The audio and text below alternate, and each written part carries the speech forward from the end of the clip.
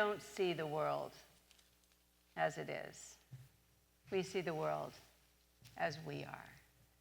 And when we change our perception about life, we change our experience of life. Jesus, the miracle worker, who was so connected to God, to spirit, to infinite possibility, his thoughts were plugged into divine perfection. That's why he could perform miracles. Unfortunately, we haven't quite reached that level yet, but we're working on it, so that's good. The English poet from the Romantic era said this, William Blake: "If the doors of perception were cleansed, we would see the world as it is, infinite and beautiful. However, we have closed ourselves up, and we see things through the narrow chinks of our cavern." He's talking about, in metaphoric terms, how we've shrunk our mind and limited our mind severely, so we don't see the beauty and the eternality and the perfection of life. And the cavern is our conditioned mind. That's a mind that's been conditioned by fear and worried and limited thinking and assumptions and all of that we've inherited, and some we've created. But that's the cavern of our mind. And the chinks of our mind are the narrow pathways, the narrow-minded thinking we've created and assumptions we've made about life that we assume are realities but are not. That was a lot of words, wasn't it? But that's sort of what it's like, our limited thinking. We limit our life because we perceive it limitedly. Jesus said the kingdom of God resides within us. Are we living that fullness? Not quite, but we're working on it. We're moving there. Now, if we think about our limited thinking, we think about our science of mind teachings. Ernest Holmes based his whole 637-page textbook and all his other books on the concept and consciousness. Change your thinking, change your... Right. We have the ability right now to change our life for the better. No matter what's going on in this external physical world, we can change our life for the better. We hold the steering wheel of our thoughts. The steering wheel. I'm going to talk about steering wheels in just a minute. And Al, it's because of you that I have a new steering wheel to talk about. But anyway, so we have that. Our hands, our mind, we control our free will. You know what we can do? We have perfection within us. But we can take a perfect thought and distort it because of imperfect thinking. When we're thinking about worry and fear and doubt and negativity and separation and duality and judgment and lack of, oh, God, I'm tired. Anyway, if we can think about all those things, we can take the perfect idea and make it not so perfect. And that starts with ourselves. We're works in progress, all of us. There's nobody here that isn't still working on becoming this eternal, infinite being that we're destined to be. We need to love ourselves in the process. We need to become aware of what our mind is doing to our life and to our experiences, and then we need to be patient with ourselves, because so many of these thought patterns we have are old. I'm not saying we're old, but our thought patterns are old. We're as young as our thinking. So, yeah, we got to start changing these and doing better. True renewal comes from changing our mind to the affirmative side of life. What if we, and many of us do, but woke up every morning and just said, there is only one life, just one. There's one universal mind, that one life of which we are all an individualized part of. There is this one life. That life is God's life. That life is my life. And that life is perfect. realizing and recognizing that right where we are, life is perfect as it is. We get to choose how we think about it. Now, remember, as humans, in this physical world, perfection is not just the good stuff. It's the allness of life. The allness of life. Do any of you remember Irma Bombeck? She is so funny. She was a humorist, wrote columns, and she said, "The greenest grass grows on the septic tank." Don't you love that? And don't we learn the most from our life when it's the most difficult? We learn a lot of compassion, greater understanding, greater acceptance for the things that are really difficult. She also said, worry is like a rocking chair. It gives you something to do, but doesn't get you anywhere. And how many of us choose to turn our steering wheel to the worry and habit and fear instead of the possibility? You know, if we had better questions in our life would be better. Instead of, oh, why this? Why me?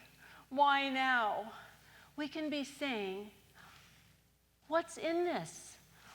What more is there? What's life trying to tell me? We can ask better questions and we can have better results. When the title of today is Shift in Perception, which we're going to shift to the affirmative side, but it's also the miracle of inner renewal. You know, one of the best guiding messages, I think, it's timeless for life, was by Reinhold Niebuhr, a theologian who wrote in the 1940s to 40 to 43. He wrote the Serenity Prayer that's used in Alcoholics Anonymous and NA, and it's only a few lines that can change our life. Because oftentimes, we're not really sure of what we're supposed to hold on to and what we're supposed to let go of. We don't trust life enough to get to that inner place, to hold on to the truths, the reality, the goodness, the possibility, and let go of the things that aren't that. God, grant me the serenity to accept the things I cannot change, the courage to change the things I can, and the wisdom to know the difference. How potent that is. How important it is for us to be utilizing that. Now, I mentioned the steering wheel. I've had a little Lexus. The IS, it was a pre-owned little Lexus. I've had it for almost 10 years. And I love that little car. And I was never going to let it go. I was going to drive it into the ground. Because I love that car. It's so cute and it's so me. But my husband and my daughter were saying, Mom,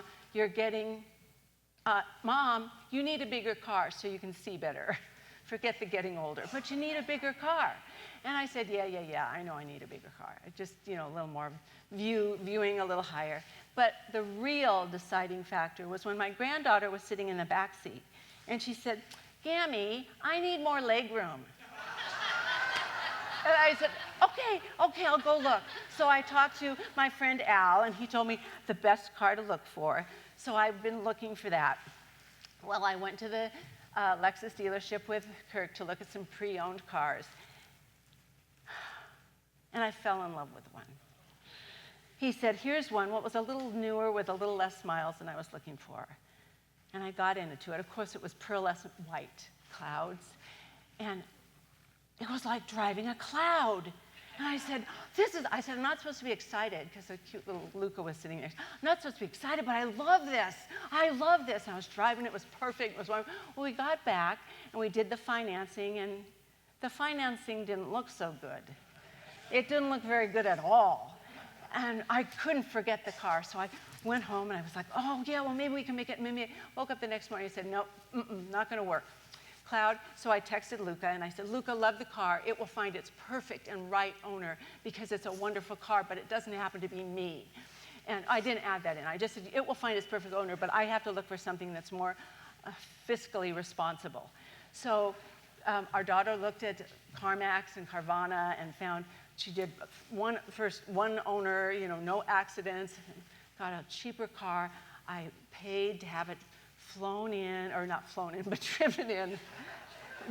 It was going to come Friday. Well, Luca from the dealer called me and said, Sandy, we have another car I want to show you.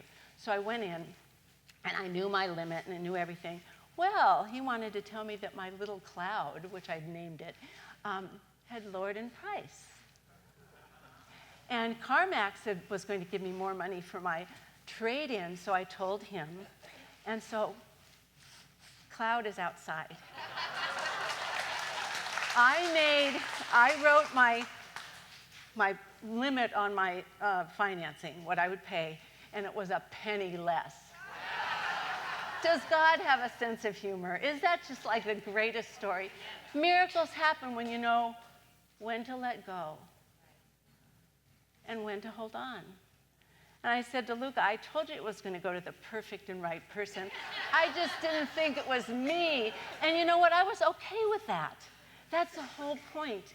We need to know in life when we're on the right track. What was important was to be responsible and reliable to myself and my family. That was the most important thing. And it worked out in the way it should. And it was very interesting and wonderful. Life is always about change, but we have to be okay with it changing, not just the way we want it. We never know how it's going to absolutely work out. So we have to be in that process of opening ourselves to something more and something greater. That God grant me the serenity. We have to keep saying that. Fez, my 14th century Sufi friend, said, now that all your worry has proved such an unlucrative business, why don't you get a better job? So my job I've chosen. I want to work for God. We have within ourselves that kingdom that Jesus talked about, that speck of divine perfection that's individualized as us. When we learn to connect to that, we have a shift in perfection. We can see things in a better and brighter way no matter what's happening. There was a woman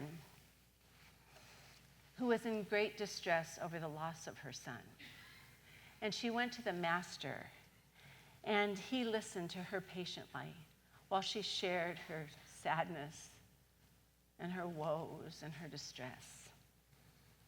And then he said to her softly, I cannot wipe away your tears, my dear. I can only teach you how to make them holy. And that's what life is all about. When we talk about the goodness of God, the goodness of spirit, the goodness of life, we're not talking about everything feels good or looks good. There's things we don't understand, but we can make them holy when we tap in and know right where we are, spirit is, possibility resides. There's something more. Life is changing. We know that when we know that. When we open ourselves to the universal mind in all of its expressions, the flowers and the fertilizer, the joy and the sorrow, the love and the unkindness, then we can open it all and hold it and mold it into greater possibility. I have something that we want to trust in good by knowing that there's always good wanting to be always unfolding, let me say it that way. We can have enthusiasm for life. Remember last week, I think it was, or the week before, we all got together and said, I love my life. And when one of us said it, it got contagious. Fear is contagious, but so is joy. So is love. So is possibility. So contagious. We want to be enthusiastic, and we want a shoulder to lean on sometimes too. We don't always have to be jumping for joy. And number one for me is always having a consciousness of love no matter what's going on. Love is always the answer, period, no matter what. That steering wheel should be always going towards love. Even when you don't feel it, you know it's there. You're going to make it work. So here's my practice of renewal. I want you to think about in your life right now something that isn't so wonderful. Maybe a little thing you'd like to change. Maybe it's a little habit you have you want to ease up on. Maybe it's a relationship that's a little difficult. Maybe it's thoughts you're having that are repetitive that you don't want anymore. I don't know what it is. But just take a minute, just now, close your eyes maybe. What is it now you'd like a little bit better? A little bit different?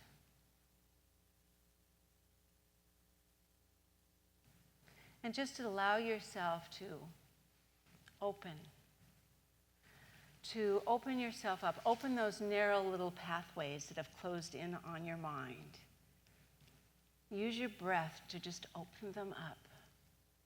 Just open, open, open. So the light comes through. So the light comes through. Jesus also said, if our eye is single, we shall be filled with light. So let's say that thought right now is a thought of goodness, possibility, love, understanding, willingness, forgiveness, abundance. There's so many joyful things to replace that negative feeling. And just say in your mind's eye, just say right now, I am willing to see this differently. Everything starts with willingness. I am willing to see this differently. And feel the spaces in your body opening. Feel light filling you up. Feel it. Allow it. Let it be. Know it is the truth that we are driving in the right direction. We are driving towards the light, towards God, towards love, towards goodness. It's there for us, and we are there for it. I just invite you to take a nice deep breath as you feel filled with light and love. Open your eyes, and I'm going to ask you a question, and you tell me what the answer is. Are you willing to see it differently? Yes. Are you filled with light? Yes. Do you choose love? Yes. Are we here for each other? Yes. All right, can you see clearly now? Yes. I want that one a little louder, please. Are you willing to see clearly now? Yes, I am, and yes, you are, and so it is. Thank you for being here. Thank you, thank you, thank you. Mwah.